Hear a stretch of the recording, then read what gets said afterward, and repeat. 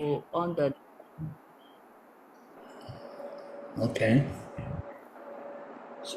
Antavantai me deha. Andavanda Nitya yuktasya sharena. Nitya Nityasukha Sarinaha Anashino prameyasya. Anasino Anasino Prameyasya Prameyasya Asmat yudyashva bharata. Tasmat Tasmad Yasvarata. Yudyashvarata. Okay, do you read the word meaning or not? No, we Normally don't. we don't read. Okay, so go ahead. I'll read the translation. The material body of the indestructible, immeasurable, and eternal living entity is sure to come to an end. Therefore fight, O descendant of Bharat. Purport. The material body is perishable by nature. It may perish immediately or it may do so after 100 years. It is a question of time only. There is no chance of maintaining it indefinitely, but the spirit soul is so minute that it cannot even be seen by an enemy, to say nothing of being killed. As mentioned in the previous verse, it is so small that no one can have any idea how to measure its dimension. So from both viewpoints, there is no cause of lamentation, because the living entity, as he is, cannot be killed, nor can the material body be saved for any length of time, or permanently protected.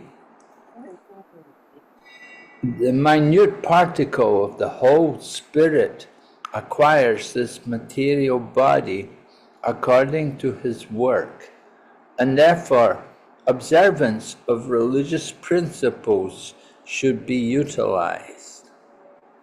In the Vedanta Sutras, the living entity is qualified as light, because he is part and parcel of the Supreme Light. As sunlight maintains the entire universe, so the light of the soul maintains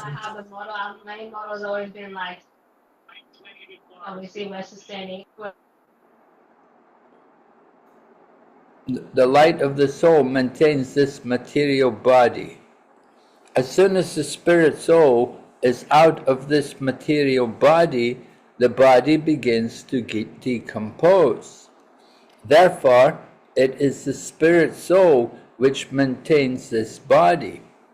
The body itself is unimportant.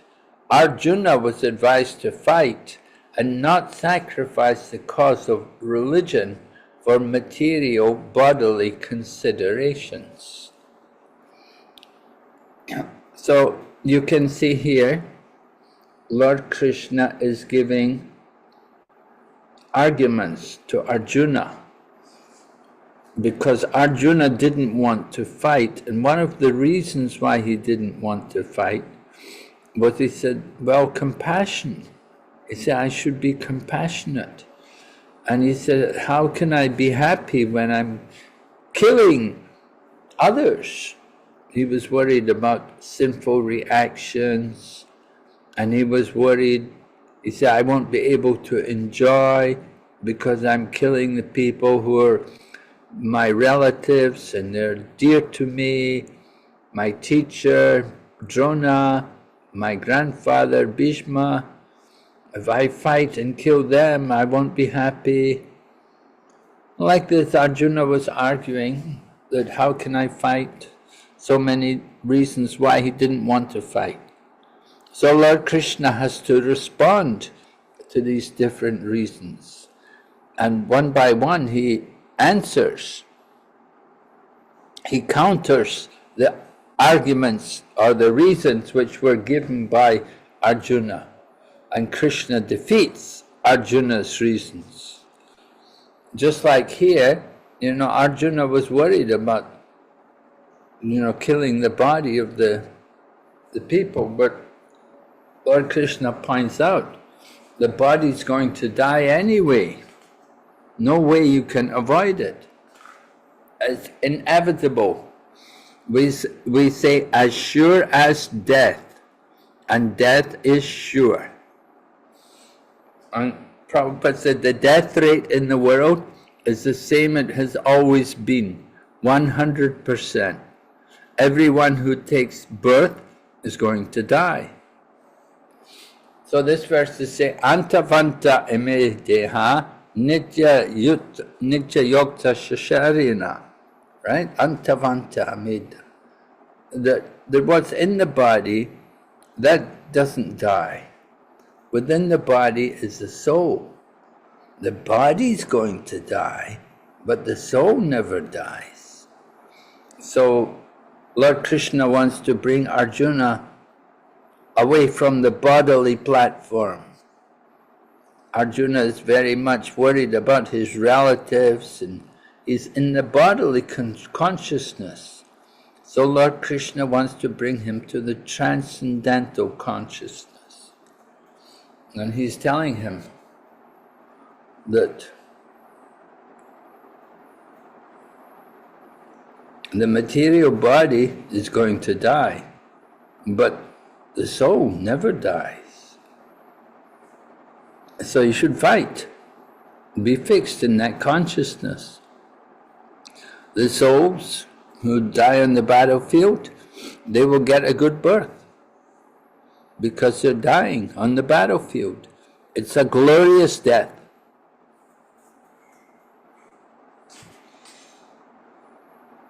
Right? I don't want to speak too much. Are there any questions anybody has? Any comments? You can see Prabhupada said the body itself is unimportant. Oh my goodness, that's a difficult point for people to accept. We're so attached to the body, we give so much time, care for the body. But Prabhupada said the body is unimportant. The body is, it's just, as soon as the soul leaves the body, it's the dead body. The body cannot live without the soul. So it's the soul which is important, but common people, they have not understood this. They're in the bodily consciousness.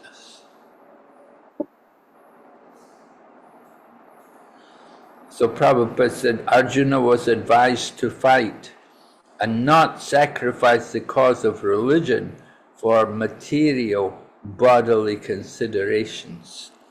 Right? Based on the body considerations, Arjuna didn't want to fight. That is not good. Arjuna is being encouraged, he should fight for the cause of religion,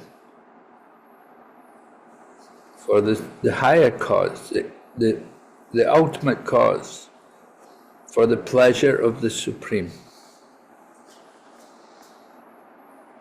So we have to understand also this war is not like the wars which are being fought today in the Kali Yuga. One country in another, one army in another, fighting like that, killing each other.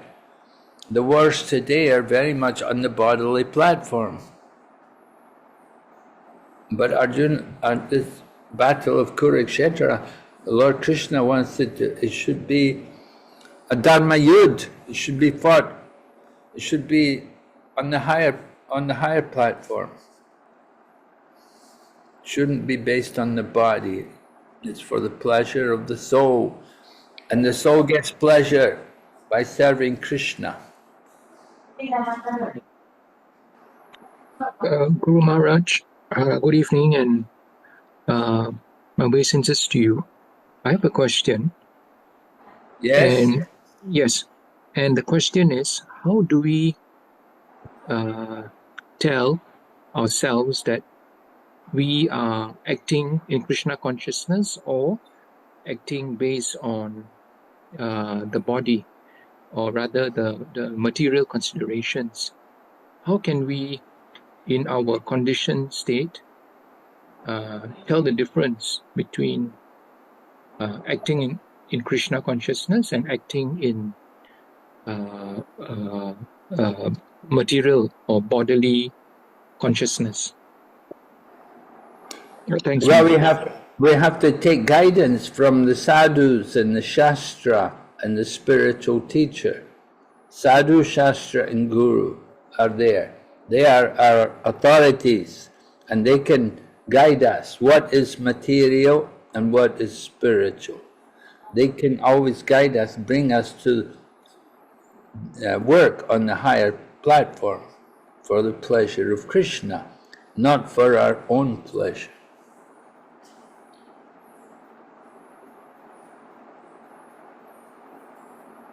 So hearing from the spiritual authorities is very important. You know, they will tell us clearly what is spiritual and what is... Just like here, Lord Krishna is telling Arjuna. Lord Krishna is explaining to Arjuna that you're thinking about the body. That's not proper. You have to fight for the cause of religion, not for the material body, for the higher purpose. The real cause of religion, what is the real cause of religion? To surrender to Krishna, to serve Krishna, to please Krishna. That is the real cause of religion. Okay? Yes, Maharaj, thanks.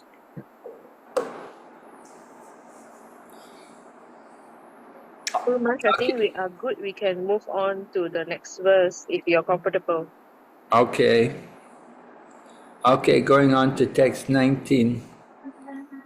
Yainam veti hantaram Yanam veti hantara. yaschainam manyate hatam Yasainam mayate hatam. ubhau tau na vijanito Ubhautau na vijanito.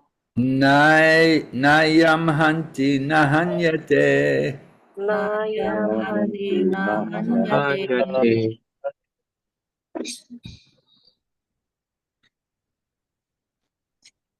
Translation. Neither he who thinks the living entity the slayer, nor he who thinks it slain is in knowledge, for the self slays not, nor is slain.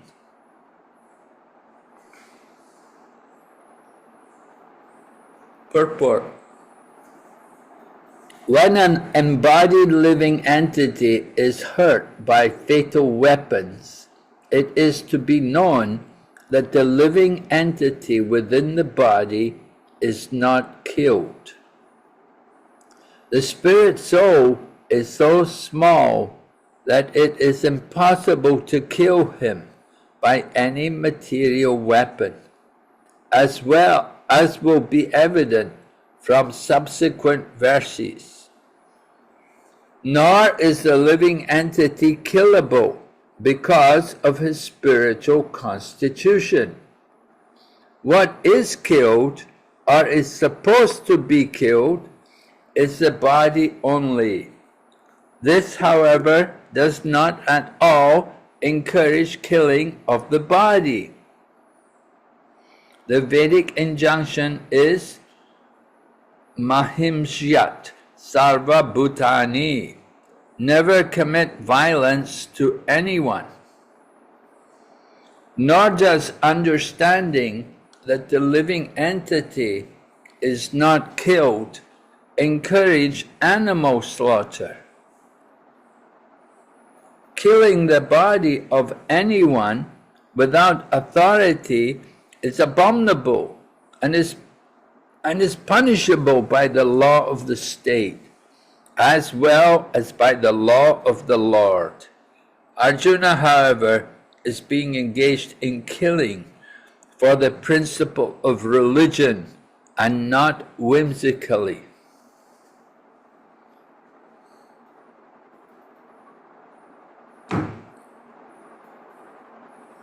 Okay, so this an interesting point is being brought up here.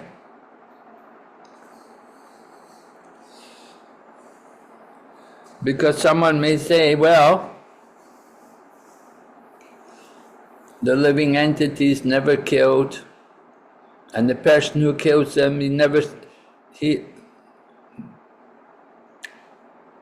didn't do it. The person who killed someone else, he didn't really kill someone. It was all it's all done, but it's not done by the living entity, it's done by the material nature. So we may say, oh well, I never did anything, I'm not guilty.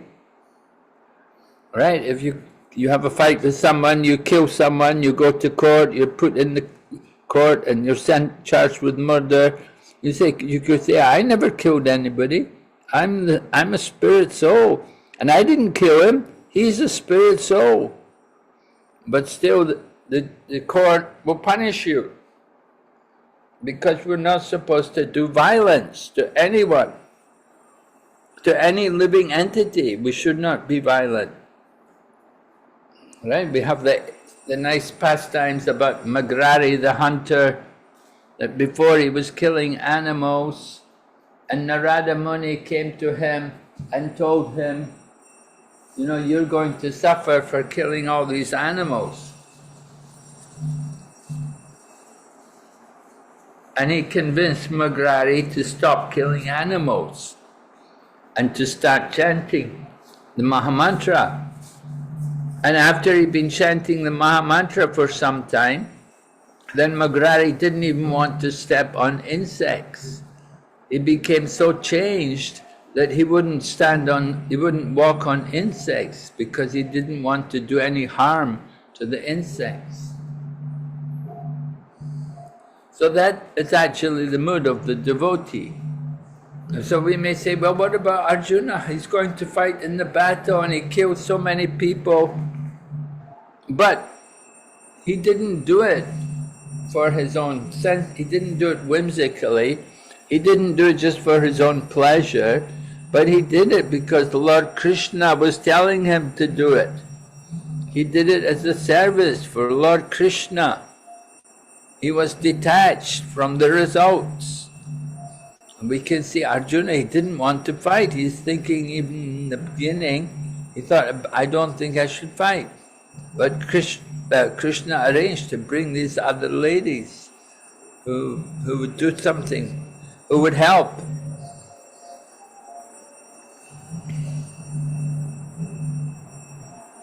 So people may try to argue like that I never killed anybody and I didn't. But if you do any harm to anyone, then it's a crime and you can be punished. So we do want to be careful. We don't like even to kill bed bugs. In the Srimad Bhagavatam it said there's a special hell for people who kill insects, who kill bed bugs and so on. And when you get a lot of mosquitoes, you should be careful. You can't just go around and kill them all. You have to get rid of them. So killing is not the business of a devotee. That's an important thing to remember. Be careful.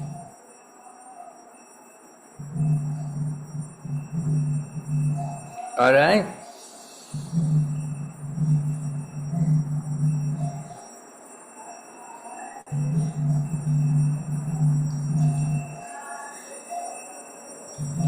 Okay, now text number 20, a famous verse. Na jayate mriyate va kadachin Najayate Mriyadeva Nayam Budva Bhavitava Nabuya. Ayam Bhutva Bhavitava Nabuya. Ajo Nitya Shashvato Yam Purano. Ajunitya Saswato Yam Purano Nahanyate Hanyamane Sharire. Nahanyate Nahanyate Hanyamane Hanyamane Sarire. Sarire. Okay, it's a good verse to know. You want to try to remember some of these verses. They're very powerful to be used in preaching. Right? So Lord Krishna is saying,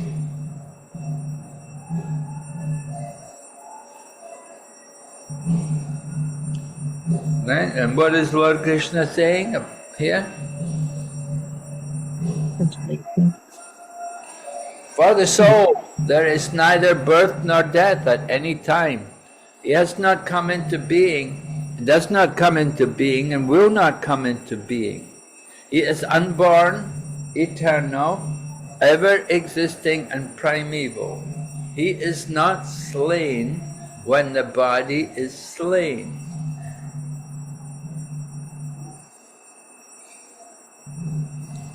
Qualitatively, the small atomic fragmental part of the spirit soul is one with the Supreme. He undergoes no changes like the body. Sometimes the soul is called the steady or kutastha. The body is subject to 6 kinds of transformation. Right? This is true all bodies, not only human bodies, but all different bodies. They undergo these different kinds of transformations. So they're described. It takes birth from the womb of the mother's body. Of course, not every living entity takes birth from the womb of the mother's body. Some living entities, they will come maybe in the form of eggs, or they may be sent, like, but they live. So, the living entity can come like from an egg. Sometimes they come from perspiration. Living entities are born from the perspiration from a body. And some living entities like plants and so on, they're germinated from other plants or seeds. So the living entity, the human form, we take birth from the womb of the mother's body, and then we remain, the living entity takes birth, it will remain for some time, and then it grows, produces some effects. Like some effects means you may have offspring, you may have children, and then gradually dwindles, and at last vanishes into the oblivion. In other words, completely forgotten, completely lost. So the soul, however, does not go through such changes. Right? What is changing is only the body. The soul doesn't go through any change. The soul is kutastha.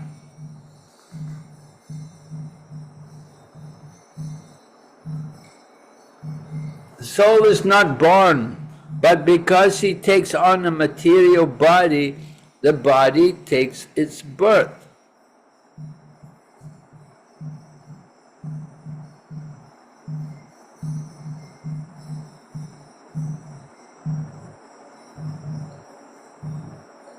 The soul is not born, but because he takes on a material body, the body takes its birth.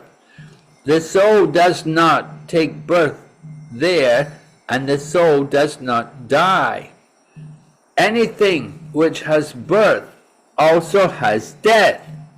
And because the soul has no birth, he therefore has no past, present, or future. He is eternal, ever existing, and primeval. Hare Krishna, what is going on? Who is showing the text and then taking it away? Hare Krishna is supposed to be Yasudha Mai Mataji doing the hosting. I think she might be I experiencing. I don't know why it's like that. I try again. You try again to share the text. Don't know why it's lost. Well, I have my own text. I could read my own text, you know. Yeah, okay. This is 2020, is it?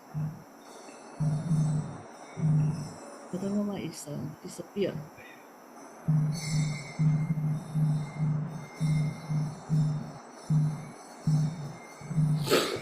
$2.20, yeah?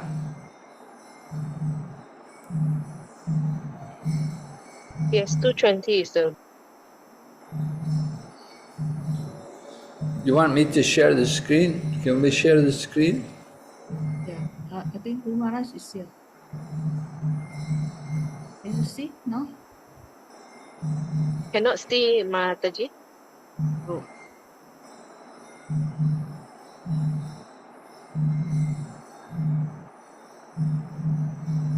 Cannot see Mataji. Because I can't share screen also to this time here.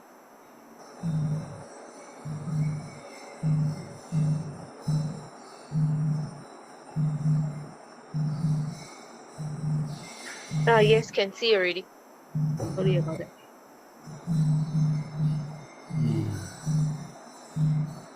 Okay, anything which has birth also has death. And because the soul has no birth, he therefore has no past, present, or future. He is eternal, ever existing, and primeval. That is, there is no trace in history of his coming into being. Under the impression of the body, we seek the history of birth, etc., of the soul. The soul does not at any time become old as the body does. The so-called old man, therefore, feels himself to be in the same spirit as in his childhood or youth. The changes of the body do not affect the soul. The soul does not deteriorate like a tree, nor anything material. The soul has no byproduct either. The byproducts of the body, namely children, are also different individual souls. And owing to the body, they appear as children of a particular man.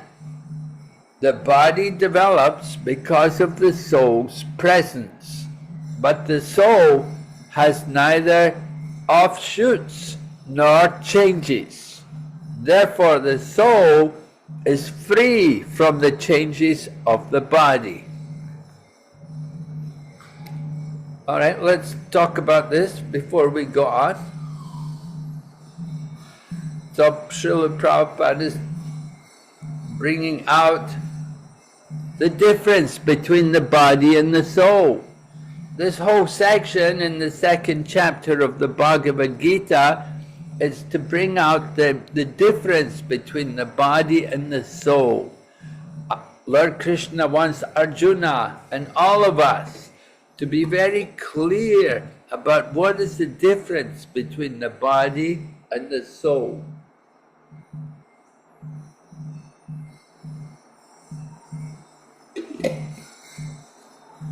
So, Prabhupada describes many of the qualities of the soul, that the soul does not deteriorate like a tree, nor anything material. So trees, you know, they're also growing, and at one point they will also grow old and so on.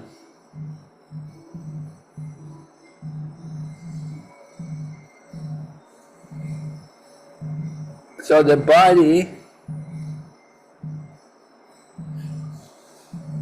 people, of course, they identify the body, this is my child. The parents will say, this is our child. So the body is there, but the body is just a covering of the soul. And it's the soul which gives the body. It's not really the parents, but it's the soul. Because the soul is there, therefore the body is maintained. And as soon as the soul goes, then the body is finished. So the body goes through all the different changes because it's material. But the soul doesn't change. The soul doesn't take birth and it doesn't die. So we want to understand this very clearly and fix ourselves in this consciousness. What is the difference between the body and the soul? The soul is a living force which connects us to Krishna, Supreme Lord.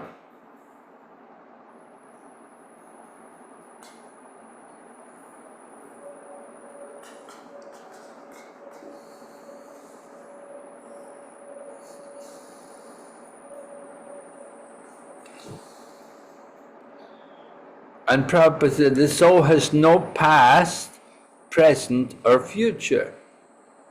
So we may be puzzled by that. It's a bit puzzling to understand. So because we think of, well, in the past, you know, we had in the past we had different bodies and we were in different places, different situations. So isn't there a past for the soul? But Prabhupada said, no.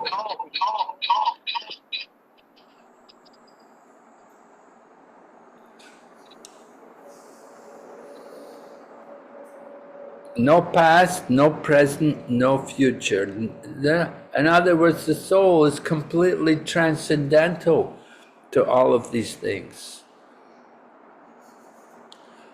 We remember the past and we have plans for the future, but the soul is eternal. The soul just wants to be situated in our eternal service to Krishna.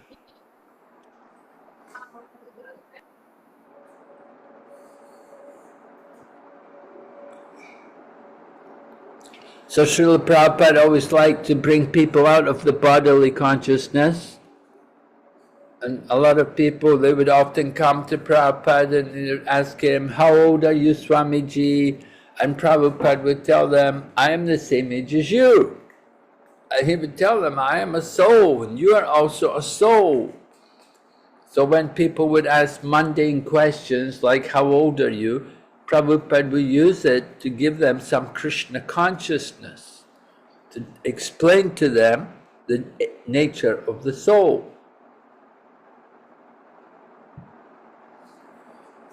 So this is the very basic point of the Krishna conscious philosophy. But it's very, very important. And it's very difficult for us to grasp. Because we're so attached, we're so conditioned to enjoying the body. Okay, everybody agree? Hare Krishna Guru Maharaj, I want to ask you, why do you think that we were not designed to remember our past? I mean, why can't we remember any of our past? We may be an we may be a very old soul, has taken birth so many times. Why do you think that we don't remember our past lives? Well, there are different reasons suggested. One is that at the time of birth, you forget everything because you're coming through such a traumatic experience. You know, it's very tense time. The living entity is coming out of the mother's womb and taking his birth into the environment. And just coming out from the womb, it's such a frightening experience that you forget everything. So it could be due to that, and it could also be that Krishna doesn't want us to remember the past, or we don't want to remember the past, because we're so much absorbed in the now, trying to enjoy everything now. We don't like to think about the past. If we had to understand that in the past we had suffered so much, then yeah, it could make a big difference to how we live and how we practice Krishna consciousness now. But Lord Krishna, he doesn't let everybody know, but intelligent people, they know. Intelligent people can understand. We must have had some kind of birth in our previous life. There must have been something which is the cause of our birth today. The body which we have now is the result of our past actions, right? We get the reactions. What do we say? Zhong do de do, zhong gua de gua. All right, you plant seeds, you get, if you plant the seeds of melons, you will harvest melons. And if you plant the seeds of beans, you will harvest beans. So we have to understand the law of karma, the law of the material energy. And that is what causes us to take the other body. We move on.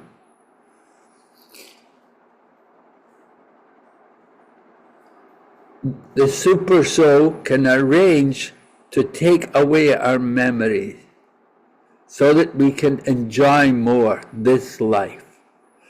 Because if we have to think that, oh, in the past I was, we could feel so bad about our past life. And we could feel so much worried about our future life. And we wouldn't be able to enjoy this life. So Super Soul arranges for us that we don't remember anything. And we just think about enjoying now. But now I'm in this body, I want to enjoy. So Krishna arranges for that. But if we had to remember everything, we wouldn't be able to enjoy the same. Yeah? Hare Krishna, Guru Maharaj.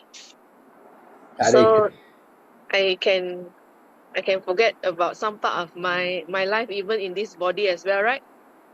Since we Yes. are always changing anyway. Yes. So Yeah. I can Even forget this about life. my old friends who are not willing to join Krishna consciousness.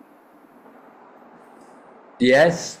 Yeah, you can forget about them. It's true. Interesting. Krishna arranges everything according to our desire. What do we want? Of course, you remember people who are near and dear to you. You remember your parents. You remember your children.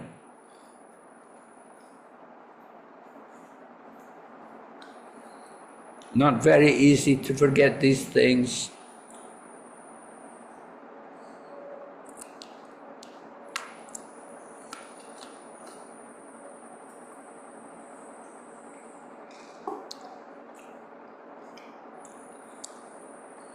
So anyone who thinks about life, then they want to know, how did I get here? How did I get put into this particular situation? What was I doing? What must I have been doing in my past that has put me into this situation now?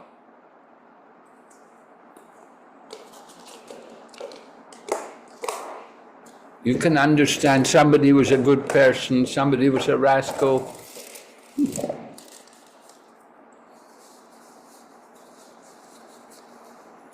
So everyone gets the results of their past.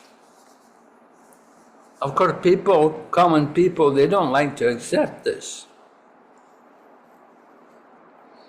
If you try to speak about this in public, then people will get angry. They don't like it.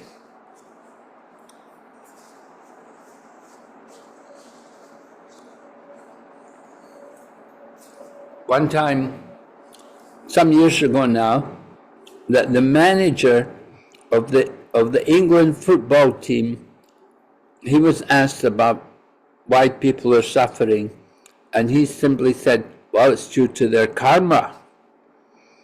And because he said that, so many people got so upset, they got so angry at him, and they forced him to resign and to give up his job, because people don't want to hear this. They don't want to hear that there is such a thing as the law of karma.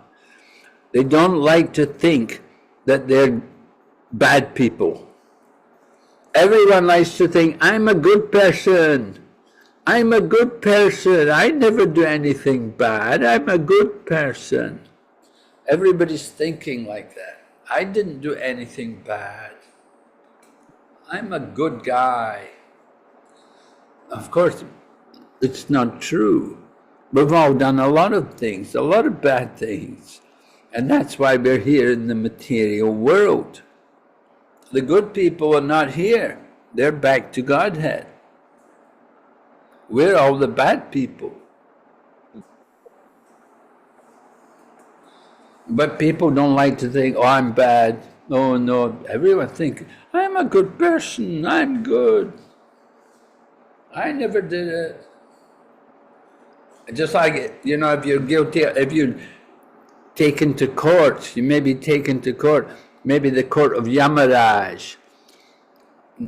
The other civil court could also be the country, your court of law, justice in your own country could be there. And we may deny, no, I didn't do any crime. No, I'm a good person. But the super soul was the witness. The super soul sees everything, remembers everything. We don't remember. We like to forget.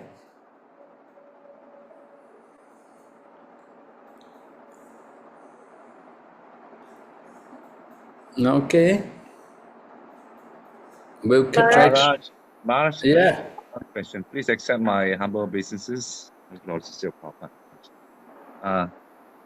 I was just thinking that theoretically that it's easy for us to accept that we are the soul and not the body, but to actually understand it in the sense that we are we are going to, some are working, some are doing all different types of jobs and taking care of family. How could they actually can understand in the deeper level they are a soul and not the body? Because there are a lot of distractions in life and all that too. So what do you suggest, that Maharaj? Well, Prabhupada would give simple examples. He would say, my hand, my head, my leg, my body. Who is the proprietor of these things? You say in other words, it's mine, it belongs to me. So who is that me? Who is that person who is owning everything? We say my body, my head, my legs, my feet. So who is the actual proprietor, the person who owns everything? That is the soul. It's the soul which is there within the body. We said, and when somebody dies, we see the body's there, and we will say, "Oh, he's gone." We'll say he's gone to Golok. Now he's gone to Goloka. We hope. So they've gone. What's gone? The body is still there. So we have to understand. Yeah, there's a difference between the body and the soul. And we are all souls. Every living entity is a soul. The dogs, the cats, the trees, the birds, they all have a soul. Because that's how life comes into these living entities. You don't get life without the soul. It's the soul which brings consciousness into the body. So people need to hear. They need to hear this again and again. They have to be reminded. If they hear it often enough, then they'll gradually start to accept it. This is the business of our Krishna consciousness movement, to let people hear, to let them hear and let them be reminded about the nature of the soul and the difference between the body and the soul. Bhagavad Gita said, Manushyanam Sahasreshu, out of thousands among men, hardly one is endeavoring for perfection.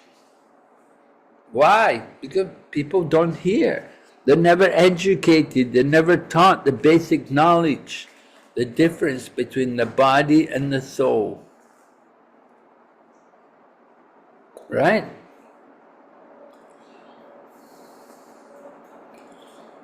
Thanks, We'll Maharaj. go ahead to finish this purport.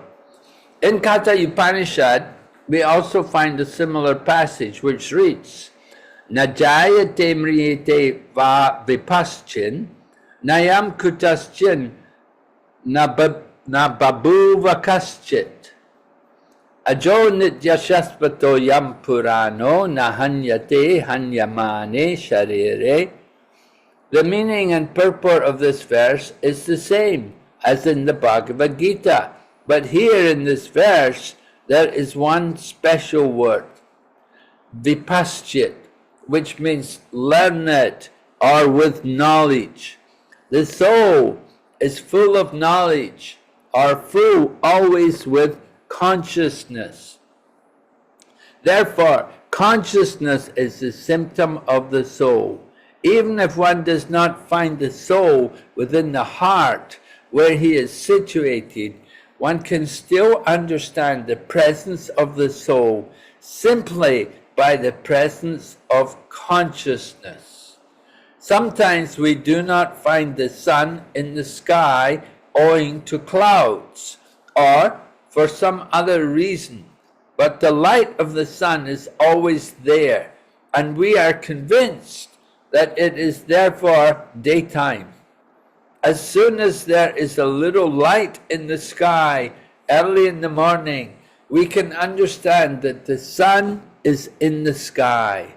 Similarly, since there is some consciousness in all bodies, whether man or animal, we can understand the presence of the soul. This consciousness of the soul is, however, different from the consciousness of the Supreme, because the Supreme Consciousness is all knowledge, past, present, and future. The consciousness of the individual soul is prone to be forgetful. When he is forgetful of his real nature, he obtains education and enlightenment from the superior lessons of Krishna. But Krishna is not like the forgetful soul. If so, Krishna's teaching of Bhagavad Gita would be useless. There are two kinds of souls, namely the minute particle soul, Anu Atma, and the super soul, Vibhu Atma. This is also confirmed in the Kasha Upanishad in this way. Anoraniyan Mahato Mahiyan Atmasya Jantor Nihito Guhayam Tam Akratu Pashyati Vita Shoko Datu Prasadan Mahimanam Atmana. Both the super soul, Paramatma, and the atomic soul, Jivatma, are situated on the same tree of the body within the same heart of the living being, and only one who has become free from all material desires as well as lamentations can, by the grace of the Supreme, understand the glories of the soul. Krishna is the fountainhead of the super soul also, as it will be disclosed in the following chapters. And Arjuna is the atomic soul, forgetful of his real nature. Therefore, he requires to be enlightened by Krishna or by his bona fide representatives, the spiritual master. All right? So Prabhupada is making the same point we've been making tonight, that you want to understand the material world, this material place, you have to take the courses which we have, the ISKCON Disciple course, very important for everyone. Please attend the ISKCON Disciple course and hear all the basic points of the philosophy of our Krishna consciousness movement. And we have to understand also hearing from Krishna's representative, particularly the spiritual master. Of course, spiritual master can be Diksha, can also be Shiksha. But you have to hear from the senior Vaishnavas. And they will help you, they will help us. They can guide us. They can fix us on the path to knowing the truth.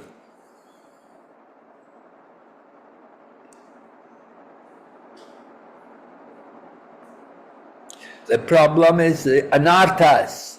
Because of anarthas, our devotional service is unsteady.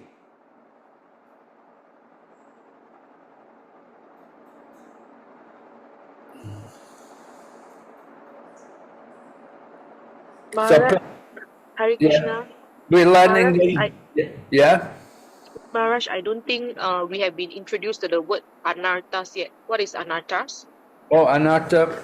Well, anartha means the things of value, and anartha means things which have no value.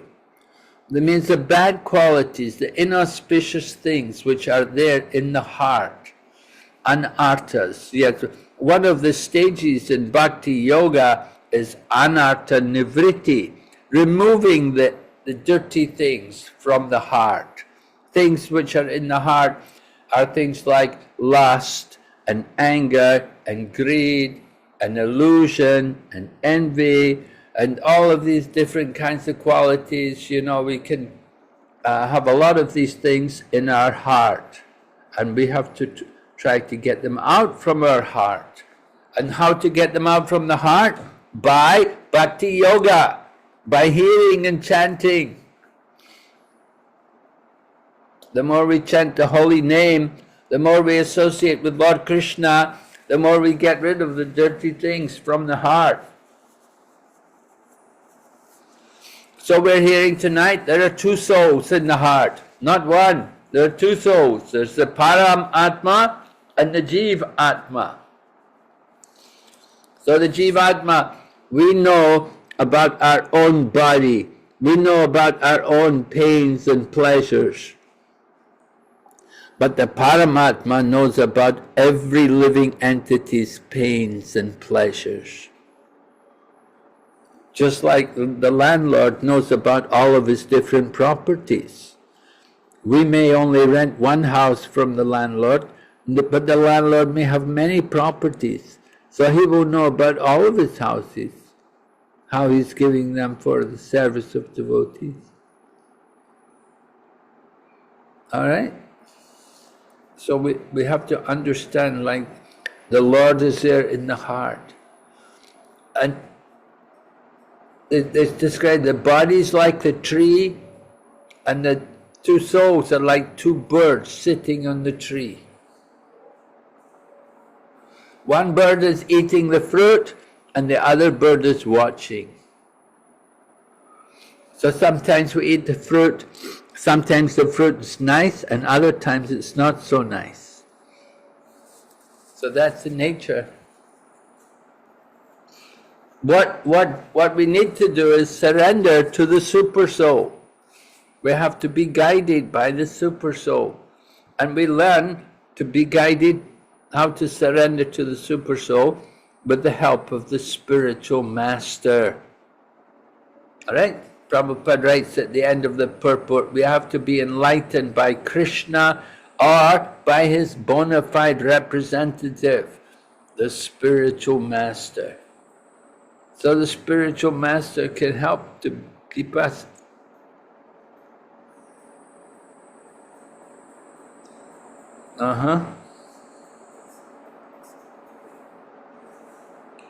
So these are some important points here tonight. And how do we recognize the soul within the body?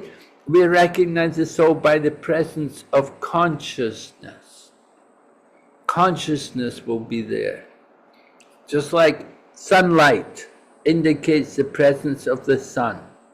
Although the sun may not be visible, the same way the soul, we cannot see it, but we can see the symptom of the soul because we see consciousness. And there are different levels of consciousness. Some people are very highly conscious and some people are very low conscious, not very conscious. A consciousness can be suppressed, can be just like we go to sleep.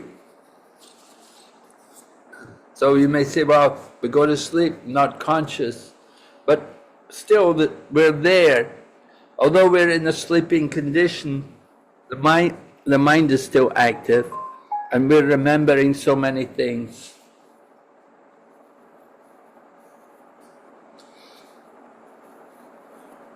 Maharaj, I have a question. Okay. Yes. The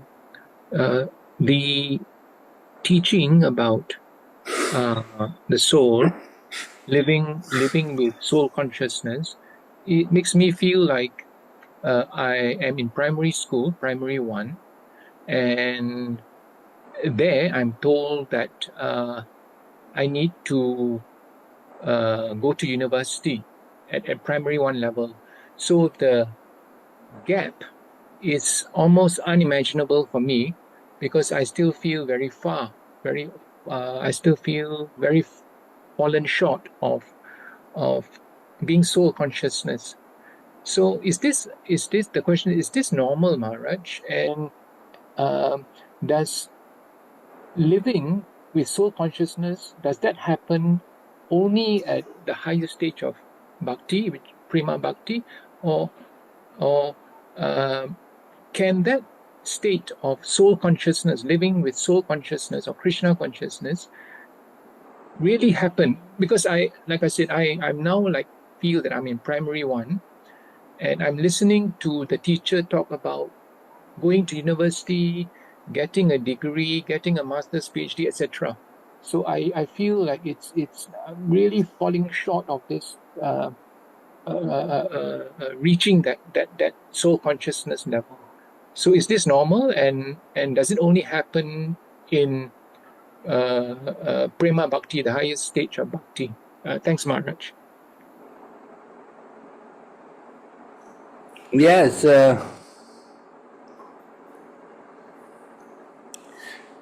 Yeah, it's actually a fact that the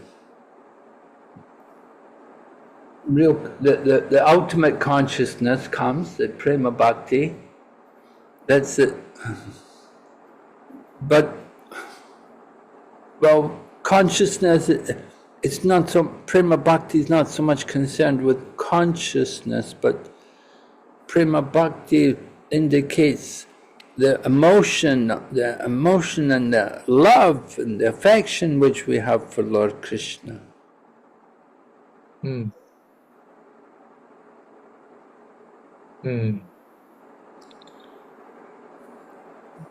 Bhakti is it's an emotional exchange between the Lord and his devotees. Consciousness is that's just something which is there. You know, consciousness, it can be covered, consciousness, it can. But we could think of consciousness as just something like, you know, the dog has consciousness, right? The dog has consciousness, just like when the food is there. When you come home and you're going to serve the dog and give the food, the dog is conscious. And the dog is conscious that some stranger is coming. The dog will bark. The dog is conscious that this is a stranger. So he has consciousness. But the consciousness, of course, is restricted by the body. And trees also have consciousness. The trees also, they have their own consciousness and they grow. But again, their consciousness is greatly covered by the body.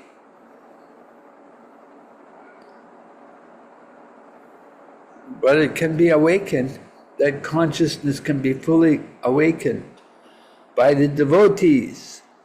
Just like Lord Chaitanya could come and he could have all the wild animals all singing and dancing and embracing each other. Lord Chaitanya gave the animals prema. You know, that's very special. We cannot imitate anything like that.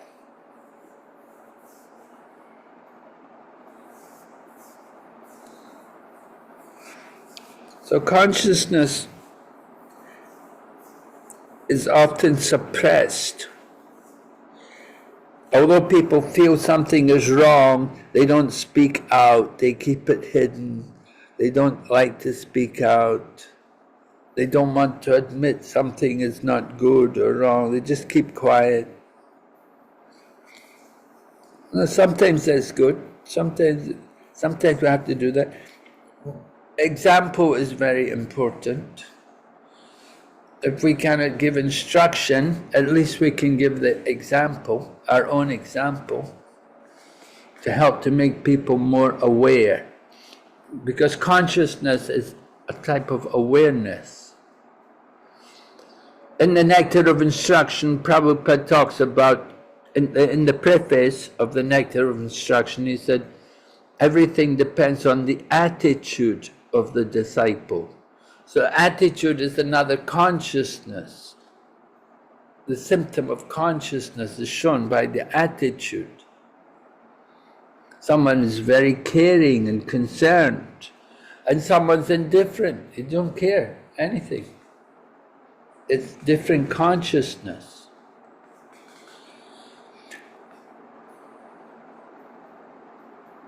So this consciousness is developed over different lifetimes and different association, different places.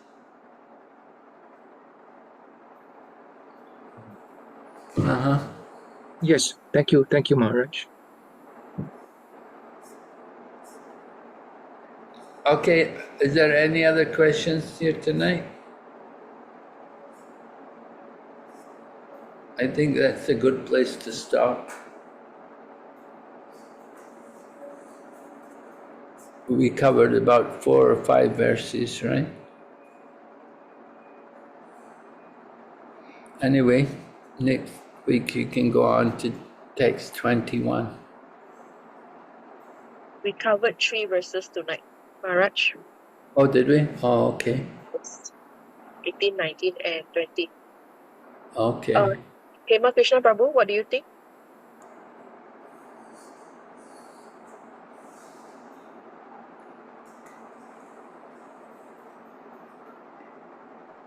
let Maharaj rest, I think better, Okay. because it's quite late already, and Maharaj had taken a long flight from the Middle East. And tomorrow is a big program. Yeah, I think. Yes. Thank you Okay. very much to Okay. Thank you, Maharaj. Yes. Thank you. Okay, thank you, Prabhus. Hare Krishna. Hare Krishna. Hare Krishna. Maharaj. Hare Krishna. Prabhu Prabhupada ki jai. Jai. Narasimha Maharaj ki jai. Jai. Jai. Thank you. Very nice class by Maharaj, and we continue again next week. Okay. Okay. Thank you, Prabhuji. Hare Thank you, Krishna. Thank you. Hare Krishna, Prabhuji, Mataji. Hare Krishna. Thank you.